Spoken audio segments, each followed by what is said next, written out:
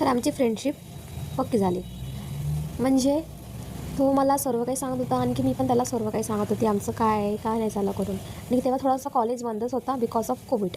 नंतर जेव्हा आमचा कॉलेज चालू झाला, तेव्हा आम्ही फर्स्ट टाईम भेटलो. पण आम्ही असं बोललो नाहीच, बिकॉज एकदम नाही होत ना बोलणं तसं. एक म्हणजे लाज वाटत होती त्याला पण आणखी मला पण, म्हणून आम्ही नाहीच बोललो. डायरेक्ट मग पेपरचा टाईमच होता आमचा तो, तर आम्ही पेपर दिले. पेपरनंतर मग आम्ही बाहेर भेटलो. तेव्हा आम्ही फर्स्ट टाईम बोललो दोघं. आणखी त्याला तर काय सांगू आता मी तुम्हाला, आमचं असं झालं. मग पेपर पण झाले, तर आम्ही मग रात्री रोज कॉलवर बोलायचो. 1-1 तास आम्ही कॉलवर बोलायचो. पण मी माझ्याकडून ॲज अ फ्रेंडच होतं, पण मला त्याचं नाहीच माहिती होतं. मी ॲज अ फ्रेंडच बोलत होती बिकॉज मला तो समजून घेत होता, आणखी मला ही गोष्ट खूप चांगली वाटत होती. त्या कारणामुळे आम्ही रोज कॉलवर बोलायचो.